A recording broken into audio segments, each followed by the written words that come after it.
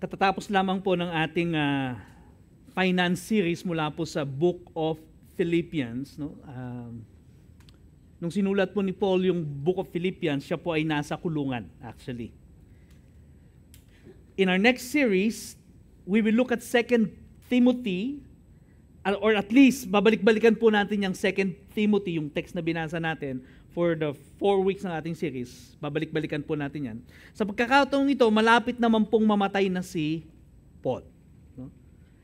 And nararamdaman niya na yung pagtatapos ng kanyang buhay. And you might be wondering, ano kaya yung gustong sabihin ni Paul sa kanyang disciple na si Timothy? Kayo, no, siguro pagka malapit na tayo mamatay, ano kaya yung ating sasabihin sa ating mga mahal sa buhay?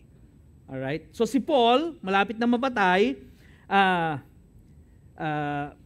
pinipili po niya siguro talaga mabuti kung ano yung gusto niyang sabihin, yung pinaka-importanting sasabihin niya bilang huling habili niya. Amen? And one of the important messages of Paul to Timothy is about the importance of Scripture. Sa theology po, ang tawag natin dyan ay bibliology. Sabihin niyo nga po, bibliology. Okay. From the word Bible, bibliology. For this study, we entitled this series, You Are What You Eat. Okay? You are what you eat. Kung pansit ang kinain mo, hindi po, hindi. Sabihin nun, it affects you whatever you consume. It turns you into who you are. In the physical, kung healthy po ang kinakain natin, magiging healthy din yung ating pangangatawan. If we eat a lot of junk food, yung body natin will be the same. Medyo parang junk din ang dating. In the spiritual, if we feed our mind, our heart, our spirit with the Word of God, we would be spiritually healthy. Otherwise, we would just be filled with unhealthy thoughts and nutritionless principles, worse, mga junk stuff that would eventually make our soul sick. You see, in the past, but more so now, higit po lalo ngayon, the authority of the Bible, the validity, the sufficiency, yung effectivity ng ating Biblia ay kinu-question na po sa maraming quarters ng ating lipunan. Especially with the rise of the knowledge through internet. No? Yung ibang tao, nakabasa lang sa internet, akala nila alam na nila lahat. Nabasa lang nila yung isang article, akala nila yun na yung katotohanan. And now they are starting to question the authority and the validity of the Bible. Now more than ever, the Bible is under scrutiny, and in many occasions, nakaka-experience po ng rejection yung Bible. Dati po, napakadaling i-share ang Bible. Ngayon, pag nagpunta ka sa mga universities, kinu-question na, totoo ba yan? Tao lang naman nagsulat niyan. Yeah? Mahirap kung pato ang nagsulat niyan. Yeah? Kung pato ang babasa niyan, malamang pato ang magsusulat.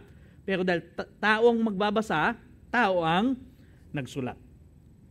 Sabi po ni Paul kay Timothy, sa verse 13, while evil people and impostors will go on from bad to worse, deceiving and being deceived. And that's what's happening in the world right now.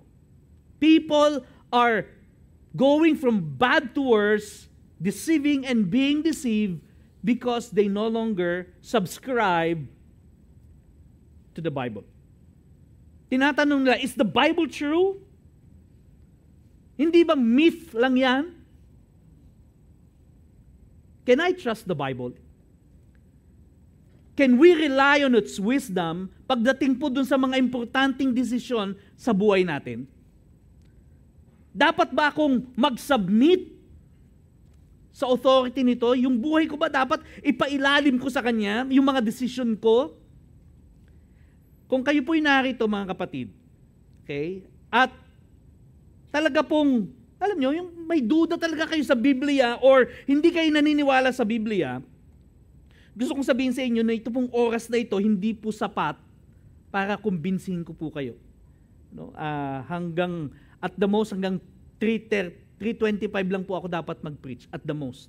Pero minsan, kinukulit ako ng mga stage manager. No? Stop, time out na. Ay, ayoko pa. Hindi po sapat, sa totoo lang. Kasi ito pong topic na to, usually isang semestre po ito pinag-uusapan.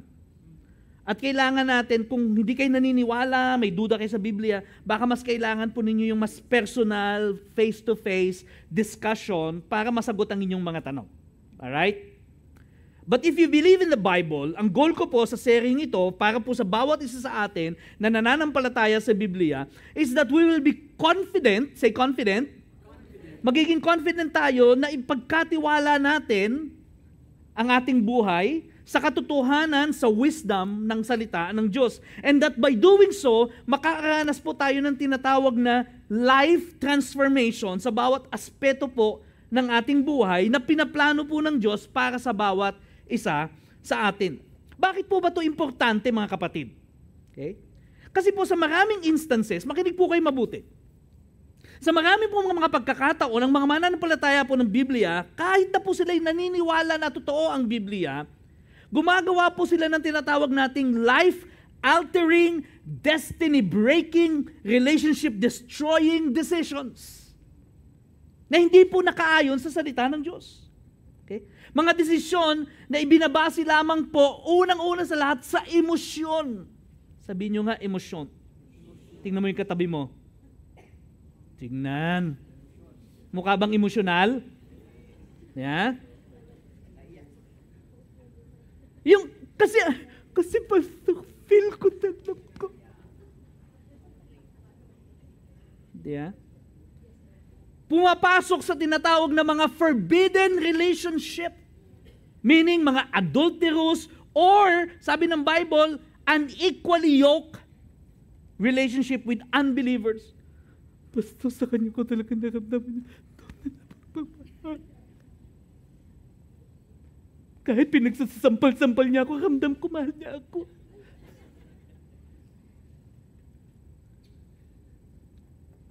Relationships that have been damaged permanently, if not broken, totally. Bakit? Kasi ayaw sumunod sa salita ng Panginoon. Lives turn on a downward spiral. At ano nangyari? They spent in jail, time in jail dahil sa galit, sa road rage, at marami tayong nababalitaan ganyan ngayon. Okay? Others, they make significant decision with the financial considerations only in mind. Okay? Ang kinukonsider lang pera. Magkano ba gagastusin dyan? Ay, mahal, wag na. No? Minsan Pilipino tayo, pero nagiging Korean tayo. No? Magkano Korean? Oh, pag hindi sapat, ay ayoko niyan. Magkano Korean? Laking Korean na no? Magkano ba kikitain ko dyan? Pupunta ako sa abroad, magkano kikitain ko? Iiwan ko yung pamilya ko. Iiwan ko yung maganda kong asawa. Yeah? Bakit? Kasi malaki ang kita. We make decisions based solely on financial considerations. And more often than not, namamali po tayo ng desisyon. Ano po ang sabi ng 2 Timothy chapter 3 verse 7? Sabi diyan, always learning and never able to arrive at the knowledge of the truth. Always learning and never able to arrive at the knowledge of the truth. Kahit na alam niya na, pero hindi na talaga natututo. Minsang nagkamali, uulit pa rin. Di ba? Always learning. At marami tayong nakikitang ganyan. Nabuntis ngayon, sa susunod na buntis ulit, ibang lalaki na naman. Di ba? Sasabihin, bakit ba? Tapos after 2 years, makikita mo na naman, buntis na naman. Always learning, but never arriving to a knowledge of the truth. One after another, namamali ng desisyon kasi nagdi-decide based on emotion, based on financial considerations, based on so many things except what the Bible says. And as they say, nasa huli ang pagsisisi. Mga kapatid, Mag-ingat po kayo kasi hindi pa po ako nakaka-imbento ng nasa unahan ng pagsisisi. Pag naka-imbento na po ako, medyo na-formulate ko na kung paano yung nasa unahan ng pagsisisi, pwede na kayong gumawa ng kung ano-ano. No? Hanggat wala pa po, believe me, nasa huli ang pagsisisi. We miss the will of God, the purpose of God. Our destiny is delayed. And we take a painful detour because we failed na pagtiwalaan po at mag-submit doon sa sinasabi ng salita ng Panginoon. At marami po sa ating nakaranas na niyan. Amen? Amen po ba? Amen. O ako lang yon. Ako lang yung na-detour. Naranasan ko po, nag-detour ako sa lahat na dire-diretso. Ganda na ng takbo ko, na-detour ako. Bakit? Hindi ko pinakinggan yung salita ng Diyos. Tinignan ko lang yung pera. Nag-decide ako based on emotion. So, it is time to change our spiritual diet. Ika nga. Amen? Let's start. Bakit ba natin dapat pagtiwalaan ng Biblia?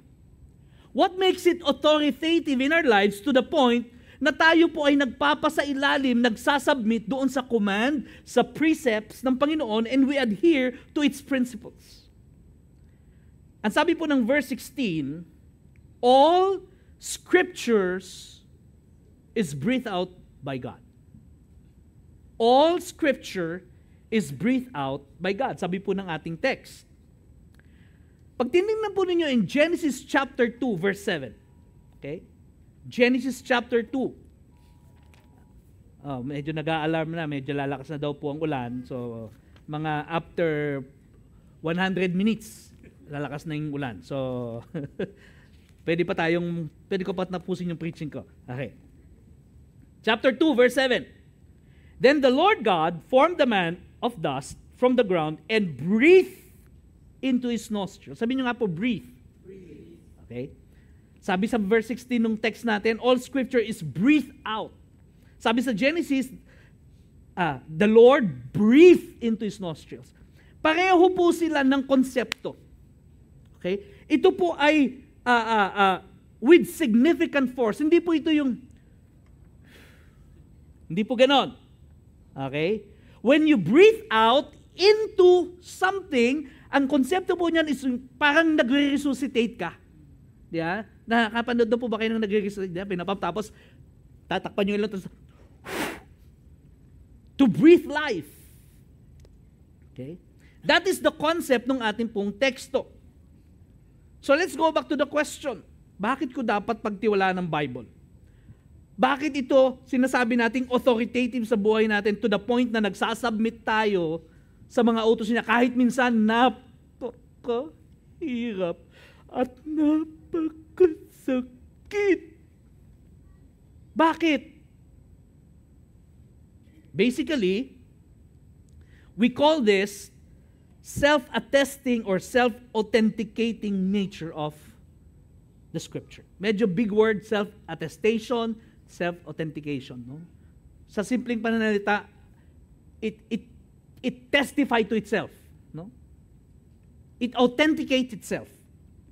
Sabi po nung gospelforlife.org, when we speak of Scripture's authority as being self-authenticating or self-attesting, we are stating that the Word of God has authority in itself and consequently does not rely upon external sources to verify its infallibility. Ibig sabihin, hindi niya kailangang someone else, something else will tell that the Bible is true. Ang sinasabi po ng prinsipyo na yan, ng self-authenticating, self-attesting nature of the Bible is when you look at it, it attests to itself that it is true, valid, and real. Hindi niya kinakailangan ng mga expert. Hindi niya kinakailangan ng mga scholar para masabing totoo siya. In and by itself, it can authenticate na siya po ay authoritative. At yung word po dyan na infallibility, meaning it is never wrong and can never be wrong. Yes, may mga translation po na ibang-iba yung rendition sometimes. Di ba? Pagka NIV, makita mo, iba rendition, ESV, iba rendition, NASB, Amplified, NLT. Iba-iba yung rendition nila, iba-iba yung pagkakatranslate.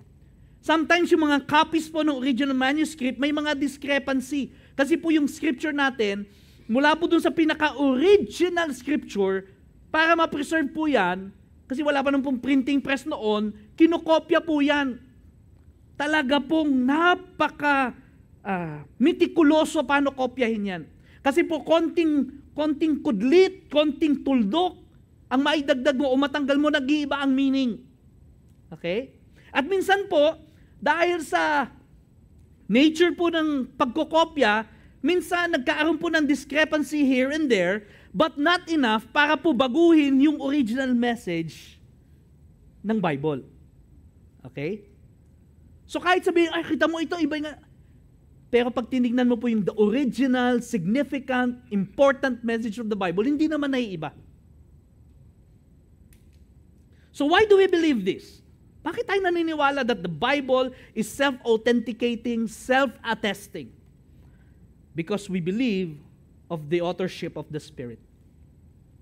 Okay? Or another term is divine authorship. And just as God breathed the breath of life kay Adam, God breathed out into the Scripture by the Holy Spirit. Yan po ang sinasabi ng text natin. All Scripture is breathed out by God or inspired. Yan po yung translation ng marami. It is divinely inspired. Sabi po ng 2 Peter chapter 1. Buksan po natin ating Biblia. 2 Peter chapter 1. Unang Pedro.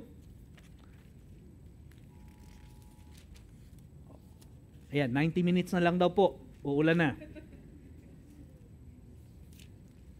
Unang Pedro, Kabanata 1, talatang 11 hanggang 21. Ito po ang sinasabi.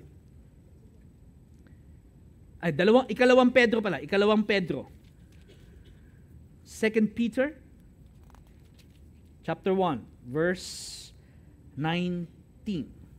It says, "And we have the prophetic word more fully confirmed, to which you will do well to pay attention, as to a lamp shining in a dark place until the day dawns and the morning star rises in your hearts." Sabi niya, meron tayong mga prophetic word na nagbibigay liwanag sa atin. Knowing this, first of all, that no prophecy of Scripture comes from someone's own interpretation. Sabi niya, alam natin na itong mga propesiya ay hindi ito nanggaling sa interpretasyon ng tao lamang. For no prophecy was ever produced by the will of man, but men spoke from God as they were carried along by the Holy Spirit. At ang picture po dito, tingin po kayo sa akin, ang picture po dito ay parang sailboat. Alam niyo po yung sailboat? Yung boat na may sail. Diba?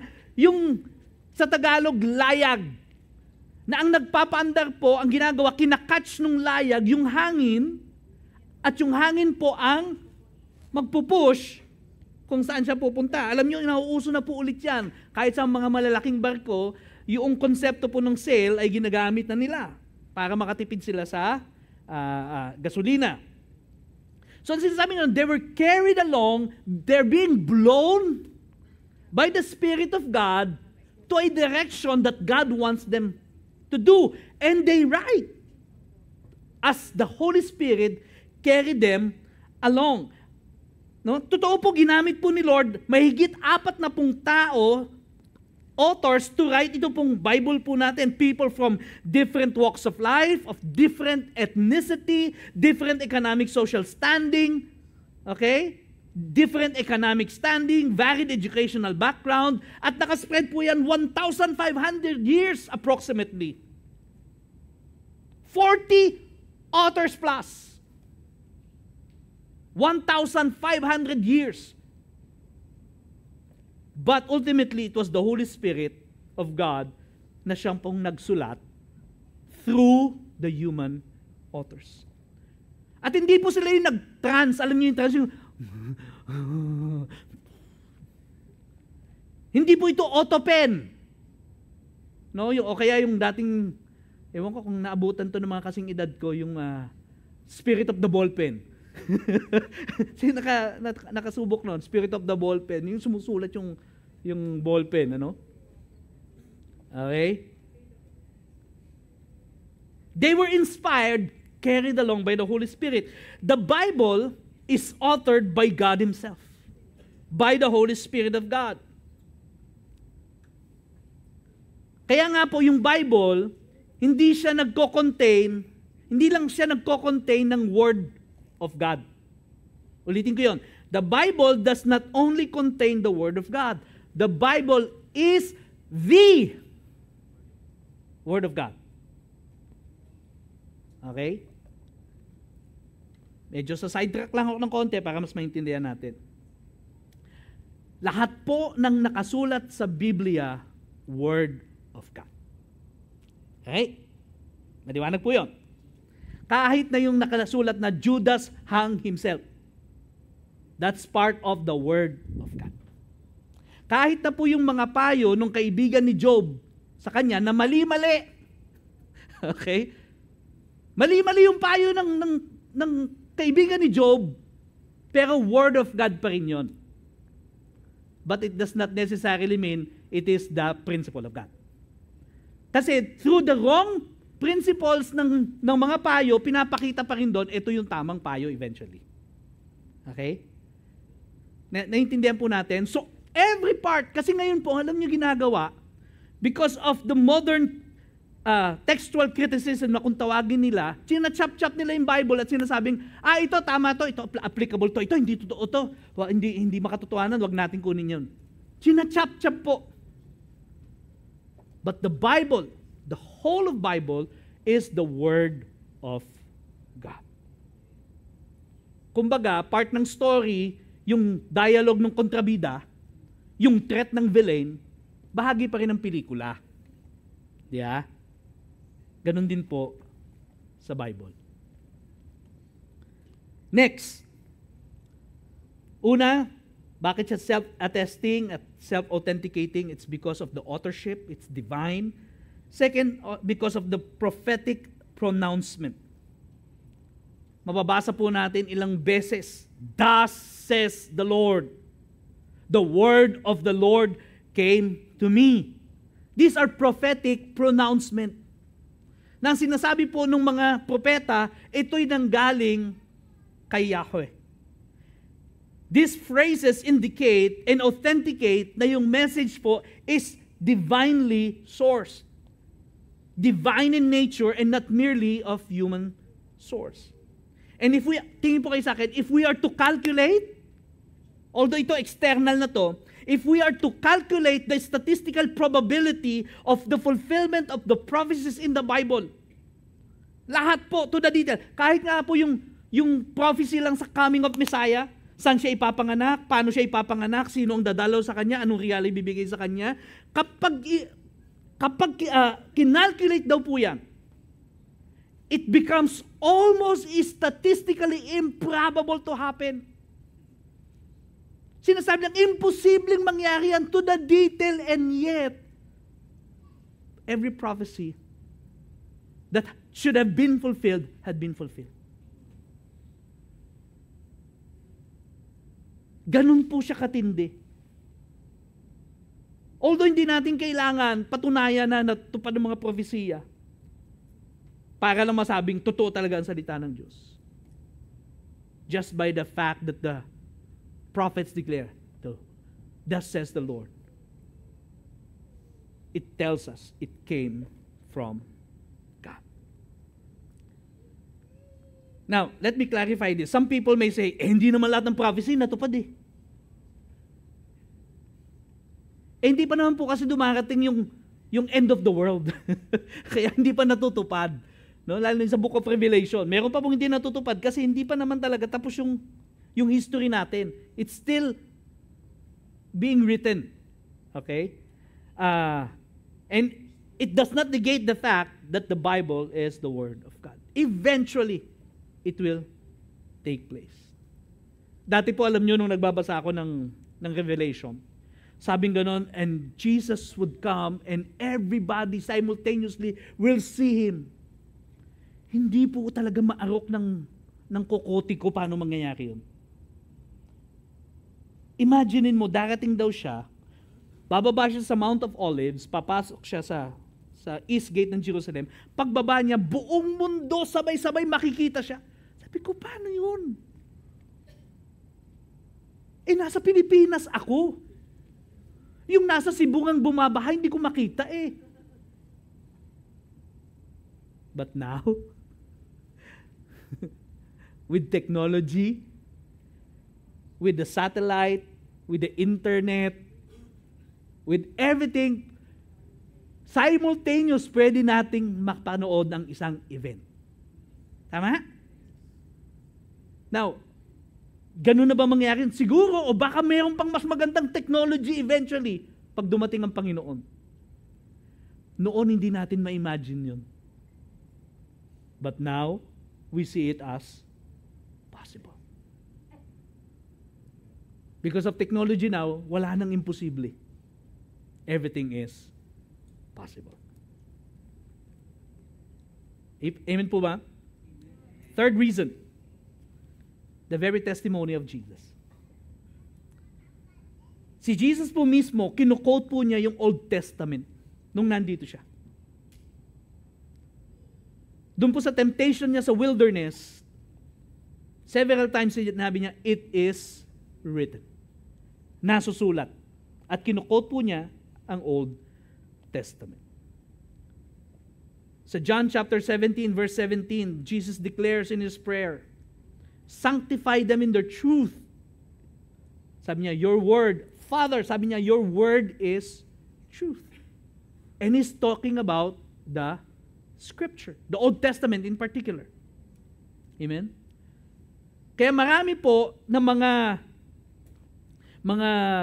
books of the Bible in the Old Testament in particular ay na-authenticate as true simply because Jesus Himself used it. At marami pong mga libro, ancient writings, na gustong ipasok sa Old Testament, hindi pinasok kasi si Jesus hindi ginamit. Tulad ng the book of Maccabees, the book of Tobit, yung mga nasa apocryphal book. Okay? Hindi ginamit ni Jesus. So, hindi sinama. Maliban pa po dahil may mga conflict of theology po, ito pong apocryphal or deuterocanonical books. Sabi ng iba, intertestamental books. Amen? Sabi niya, your word is truth. And now, the last reason I want to share to you, I hope this will truly encourage every one of us. This is, if there's good news, this is the good news for me. Alam niyo po, ang Biblia is the only book in the world na kapag ka binasa mo, the author is with you. Kahit ako po'y magsulat ng libro at ako ang pastor ninyo, pag binasa niyo yung libro ko, malamang wala ako doon. But the Bible is the only book in the world, from ancient history till present, it is the only book kung saan ang author katabi mo, teaching us, directing us, illuminating us. And we call this the inner witness of the Holy Spirit. Dahil po anak tayo ng Panginoon, we have the Spirit of God in us, confident tayo na yung Holy Spirit po, okay, ay tutulungan tayo para maintindihan yung Biblia. Naalala ko po, when I was, I think, second year high school, ang Bible ko po, na regularly ginagamit ay yung New King James Bible. Nung panahon po na yon. Kaya marami po akong kabisadong mga verses nasa New King James. No? Galatians 2:20, and I am crucified with Christ, nevertheless I live, yet not I, but Christ lives in me. In the life I live in the flesh, I live by the faith of the Son of God, who loves me and gave himself for me. Okay? New King James yan. Tapos later ko nag-shift ako sa NIV, at ngayon po nag-shift na tayo sa ESV. There was a time na hindi ko po makita yung Bible ko na New King James. And the only available Bible for me, I was second year high school, take note, ay yung King James Version. Sino dito nakabasa na ng King James Version? Ayan. Kung hindi nyo pa po alam yung King James Version, subukan nyo pong basahin. No? Pag umikot yung ulo nyo at ayan, malaintindihan nyo yung sinasabi ko. Kasi po itong King James Version, ito po ay Old English. It's a royal language. Hitherto. Ano yung hitherto? Sabi ko, Lord, ano itong hitherto na to? Nung tinignan ko sa, until now lang pala yun. Until now. Tapos laging may thou, thee, ye, thine. Diba? At saka yung pagkaka-arrange, ang hirap. Alam niyo pong ginawa ko, sabi ko, umiyak po talaga ako sa Panginoon. Sabi ko, Lord, gusto ko pong magbasa ng Bible. Hindi ko talaga siya maintindihan. Pero ito lang yung Bible na available. Sabi ko, Holy Spirit, can you help me? I was second year high school. And by the grace of God, naintindihan ko po. Nung binalikan ko naman, tama yung intindi ko, binasa ko sa ibang version, tama intindi ko, naintindihan ko. Bakit? Because I have the Holy Spirit with me. Yeah? Yun yung kagandahan. Pag nagbabasa tayo ng Biblia, yan man ay King James, yan man ay New King James, yan man ay Tagalog, Chavacano, Ilonggo, it doesn't matter. The Holy Spirit will speak to us. Unlike other ancient scripture na kailangan basahin mo lang sa isang language. Halimbawa, yung Quran. No, hindi mo siya pwedeng basahin. If you are a Muslim, you cannot read it in English. You have to read it in Arabic. At doon lang siya valid. Yeah? Paano kung hindi ka marunong magbasa ng Arabic? Yung mga badyaw nga, hindi marunong magbasa pa eh. Arabic pa papabasa mo sa kanila. But that's the wonder of the Bible. That when you read it, you ask God, He is always with you, teaching you, illuminating you, helping you make the right decision. Amen? Believe me, God wants to make Himself known to each one of us. Ano po sabi ng Jeremiah 29:13? Jeremiah 29:13. Isa sa mga paborito nating chapter yan, lalo na yung verse 11. Yeah? Pero sa verse 13 tayo, sabi niya, you will seek me and find me when you seek me with all of your heart. Hahanapin mo ako at matatagpuan mo ako. Pangako po ng Panginoon yun eh. Pero ang tawag dito, kondisyon is when you seek me with all of your heart. But how come there are people who feel hindi nila marinig ang Diyos pag nagbabasa sila ng Biblia? Habang yung iba naman, nakakaisang paragraph pa lang, umiiyak na, Lord, speak sa akin. Di ba? Bakit ganon? Sabi niyo, ba't ganon? Ako nakakasampung chapter na, hindi ko pa alam na, hindi ko pa naiintindihan. Hindi ko alam kung nag-speak si Lord sa akin. Samantalang yung isa, John 3:16 lang lagi binabasa, umiiyak ng umiiyak. Here's the reason. And this is what we need to do as believers of the Lord. Kaya po ganon, may mga taong pag nagbasa, naiintindihan nila kagad, nakakapag-speak si Lord sa kanila. It's because people have trained themselves to hear God via His Word. They have trained themselves. Meaning to say, hindi ito occasional reading. Hindi yung kung kailan lang matipuhan. Hindi lang kung kailan may assignment. Pastor, regular naman ako nagbabasa. Tuwing linggo po pag sinabing let's stand up. Hindi po. When we train ourselves to read the Word every day and we come to God and asking the Holy Spirit, please help me understand. Believe me, God has always a message for you. No matter how difficult the text is, no matter how difficult the story is, believe me, God has a word for you.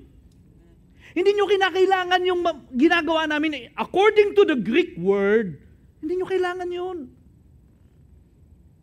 Kasi yung the best teacher, katabi mo.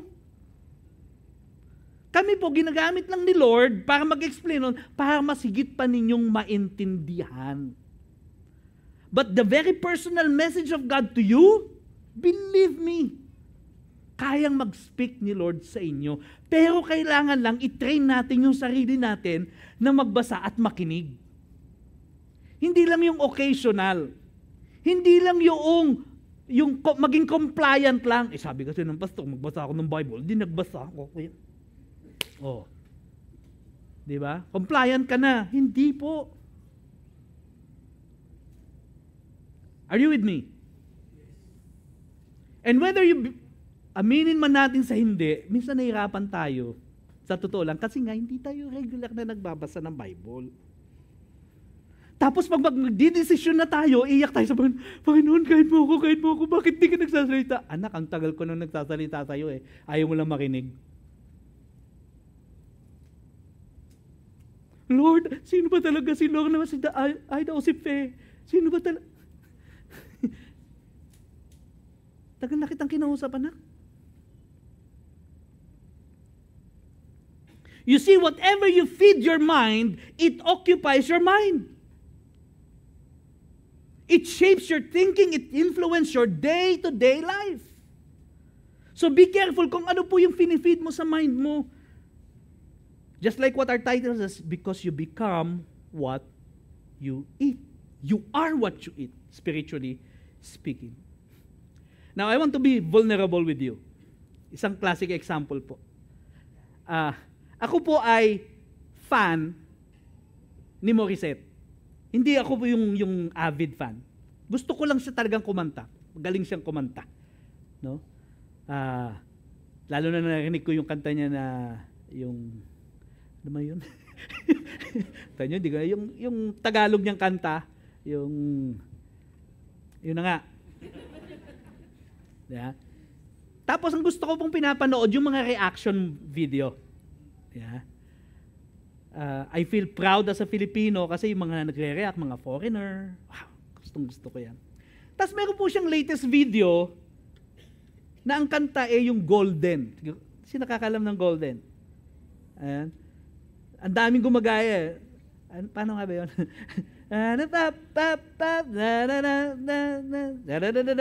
Ang hirap kantahin eh.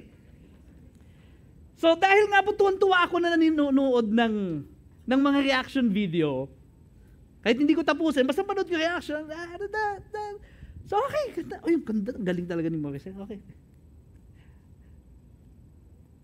Tulog po ako kagabi. Sabi ko, magpipreach ako bukas. Ang kanta kong kumakanta sa isip ko, kahit hindi ko alam yung lyric,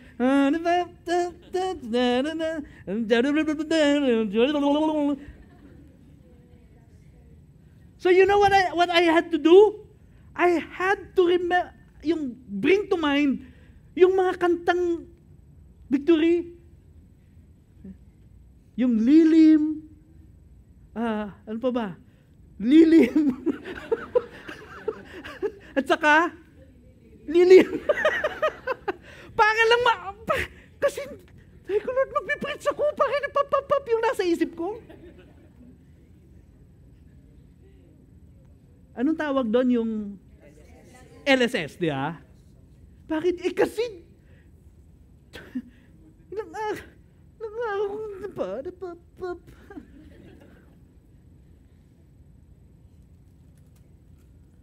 lalo na kung mga dalagat binata kayo, tapos yung pinakikinggan nyo, mga love song na hindi naman talaga biblical, hindi naman talaga maayos, di ba?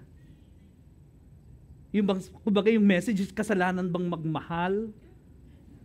Parang ganon. At sagot ni Lord, oo, kasalanan yan, hindi mo naman juta yan.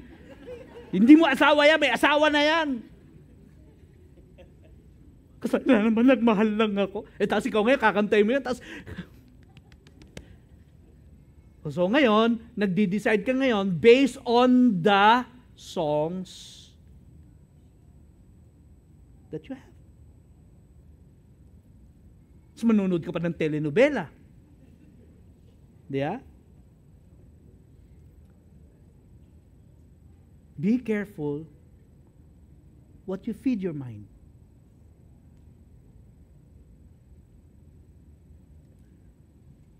Pinapatapos na po ako ni Irene. Sabi niya, Pastor, tapusin mo na, uulan na. Sabi niya, sige, tatapusin ko na po. As I conclude, ayan ha, as I conclude na, I'd like to call the music team, please. Totoo na yan, pinatawag ko na yung music. Let me say this as I conclude. Whether you believe the Bible to be true or not, look up here. Whether you believe the Bible to be true or not, the Bible will always be true. Parang ganito.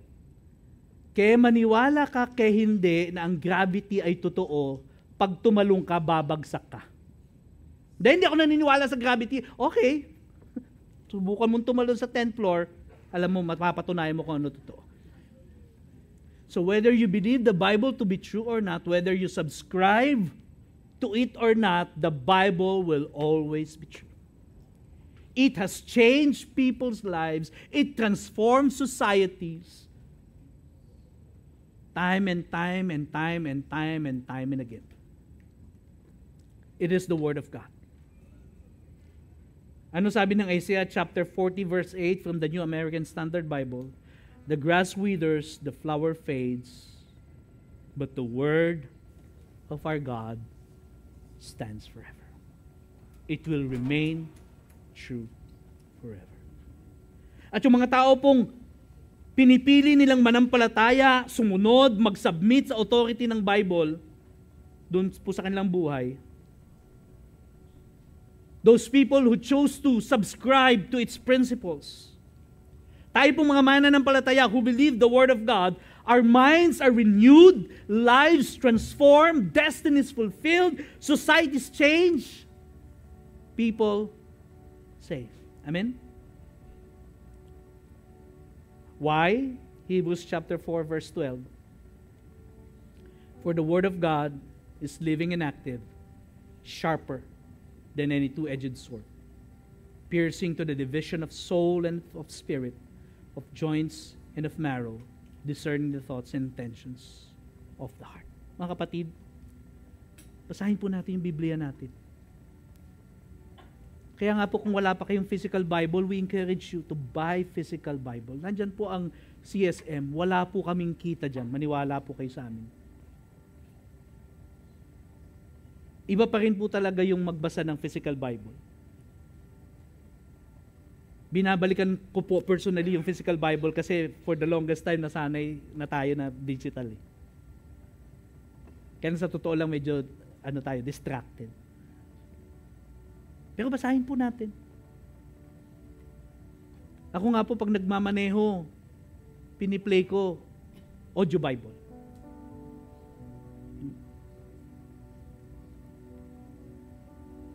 Kasi kailangan po natin ito. Let the Bible be the ultimate authority for our values, conduct, and belief. Let it be the ultimate consideration for every decision na ating pong gagawin. And when we do that, see how God move. Ano sabi nga? Watch Him move. Watch Him move in your life. Amen. Ano sabi ni Paul sa text natin? All Scripture is breathed out by God and profitable. Sabihin niyo nga po, profitable. For teaching, for reproof, for correction, for training in righteousness, that the man of God may be complete, equipped for every good work. Next week po, mas pag-uusapan po natin yan. But the foundation of all we will discuss for this series is that the Bible is God's Word. We can trust its authority and reliability in our lives. Amen? Tayo po tayong lahat.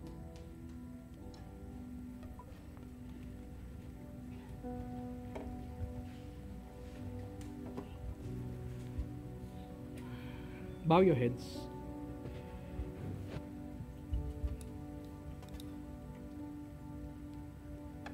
If in our lives we have